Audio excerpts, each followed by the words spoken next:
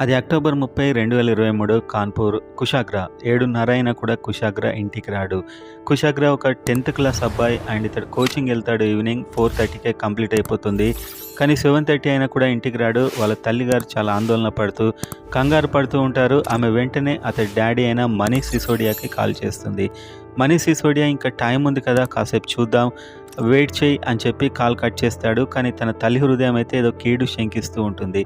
ఆమె అలా బాల్కనీలో తిరిగేప్పుడు ఆమెకు అక్కడ ఒక లెటర్ కనిపిస్తుంది. బాల్కనీలో ఎవరో ఒక లెటర్‌నైతే దాన్ని ఉండలా చేసి విసిరి ఉంటారు. వెంటనే ఆమె ఆ లెటర్ ఓపెన్ చేయగానే ఆమె ఒక్కసారిగా షాక్ అవుతుంది. ఆమె కాళ్ళ కింద భూమి కంపించినట్టుగా అవుతుంది. దాంట్లో ఉన్నటువంటి మ్యాటర్ అలాంటిది. మీ అబ్బాయిని మేము కిడ్నాప్ చేశాము అని మ్యాటర్ అయితే ఉంటుంది. సో ఈ కేసు ఎలా టర్న్ అయింది చూసే ముందు వీడియోని లైక్ చేసి ఇలాంటి రియల్ స్టోరీస్ కోసం సబ్స్క్రైబ్ అయితే చేసుకోండి. సో ఆమె తల్లిగారైనటువంటి ఆమె లెటర్ చదవగానే వెంటనే దాని గురించి మనీష్ సిసోడియా తన భర్తకి ఇన్ఫర్మేషన్ ఇస్తుంది. భర్త వెంటనే లక్నోలో ఉన్నటువంటి తన అన్నకి మ్యాటర్ చుట్టుపక్కల కాస్త క్లోజ్ ఉండే రిలేటివ్స్‌కి చెప్తారు కదా, ఆ విధంగా అతడు చెప్తాడు. సో 9:30 వరకు అందరూ ఇంటికి వచ్చేస్తారు. అందరూ ఇంటికి వచ్చేసి ఆ లెటర్ చదవడం జరుగుతుంది. ఆ లెటర్‌లో ఉన్నటువంటి ఇన్ఫర్మేషన్ మీకు స్క్రీన్ మీద లెటర్ ఉంటుంది హిందీలో. మీ అబ్బాయిని మేము కిడ్నాప్ చేశాము. మీరు ఎలాంటి ఆందోళన పడకండి. అతడి బైక్ అండ్ మొబైల్ ఫలానా హోటల్ దగ్గర మేము పెట్టాము. మీరు తీసుకోండి. మీకు ఎలాంటి కీడు చేయడం మా ఉద్దేశం కాదు. అండ్ మీరు 30 లక్షలు ఇవ్వండి. ఒక గంటలో మీ బాబు వస్తాడు. 2 లేక 3 రోజుల టైం ఇస్తున్నాం మీకు అని కూడా చెప్తారు. అదేవిధంగా లెటర్‌లో అల్లాహు అక్బర్, అల్లా అనే పదాలను కూడా వాడతారు. అదెందుకు వాడతారో కూడా వీడియోలో ఉంటుంది. అండ్ అదేవిధంగా ఈ లెటర్ చూడగానే వాళ్ళకు ఒక డౌట్ వస్తుంది. లక్నోలో ఉన్న ఫ్యామిలీకి మాత్రం ఈ విషయం చెప్పకండి అని రాశారంటే వాళ్ళు మనకు తెలిసిన వాళ్ళే. ఆ లెటర్‌లో ఇంకొకటి కూడా ఉంటుంది. మీకు డబ్బు రెడీ కాగానే 30 లక్షలు మీ ఇంటి చుట్టూ పూజకు సంబంధించిన జెండాలు మీరు పాతండి. అంటే మీ ఇంటి మీద మా దృష్టి ఉంటుంది. ఆ జెండాలు చూడగానే మీకు డబ్బు రెడీ అయిందని మేము గమనించి మీరు ఎక్కడ కలవాలి, ఎన్ని గంటలకు కలవాలి అని మీకు చెప్తాము అని చెప్పైతే వాళ్ళు చెప్తారు. సో దీన్ని బట్టి వాళ్ళకి అర్థమవుతుంది ఎవరో తమకు తెలిసిన వాళ్ళే దీనికి సంబంధించి ఈ కిడ్నాప్ చేసిన వారు అని వాళ్ళకైతే అర్థమవుతుంది. అండ్ అందులో అల్లాహు అక్బర్ అనే పదాలు మిస్‌లీడ్ చేయడానికే వాళ్ళు వాడారు కేస్‌ని యాక్చువల్‌గా.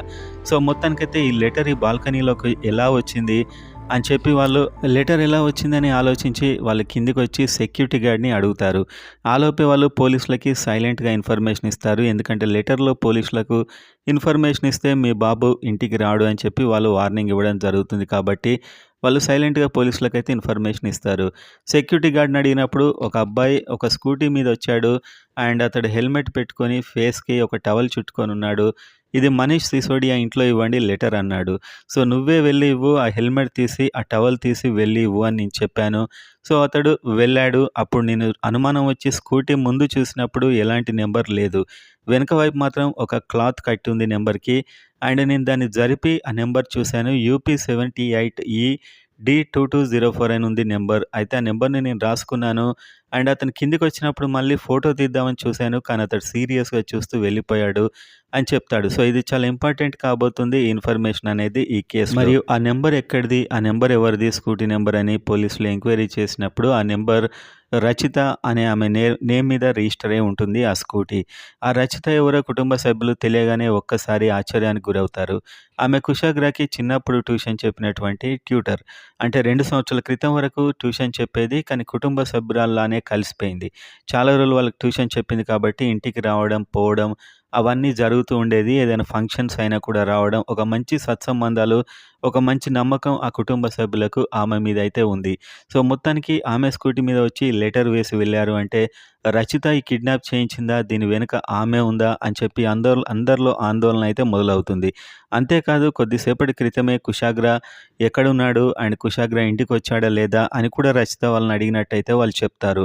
అంటే ఆమె కేసు గురించి తెలుసుకుంటూ ఉంది సైలెంట్‌గా. వెంటనే కుటుంబ సభ్యులు చాలా తెలివిగా ఎలాంటి ఇన్ఫర్మేషన్ రచితకి వెళ్ళకూడదనే ఉద్దేశంతో కొందరు ఆమె ఇంటికెళ్ళి దీని మీద మనం పోలీస్ కంప్లెయింట్ ఇద్దాము, స్కూటీ తీయమని అడుగుతారు.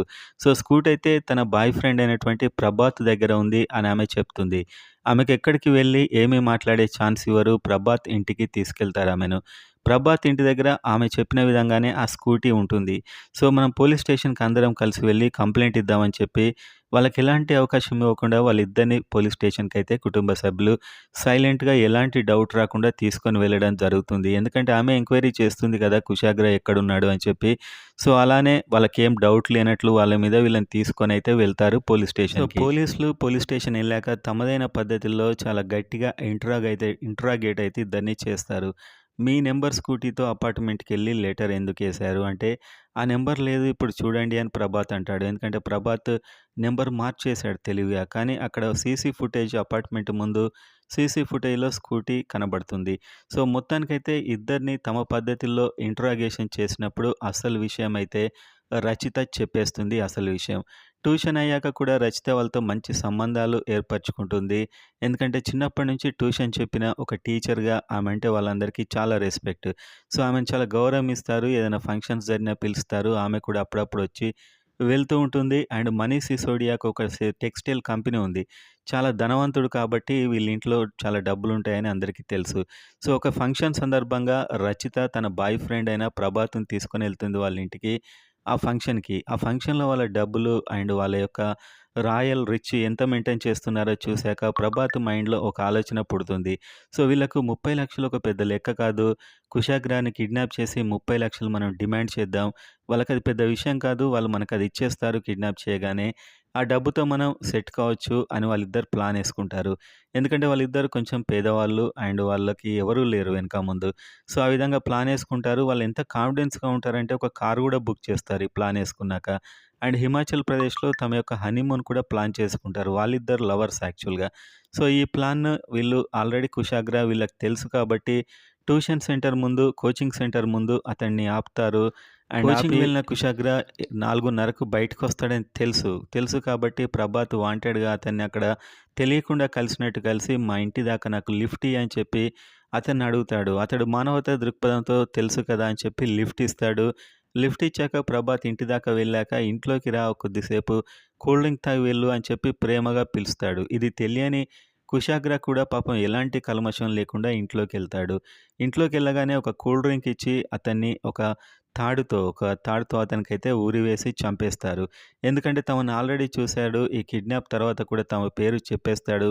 కిడ్నాపర్స్ ఎప్పుడైనా తమ ఫేస్ రివీల్ అయిన తర్వాత చేసే పనే అది.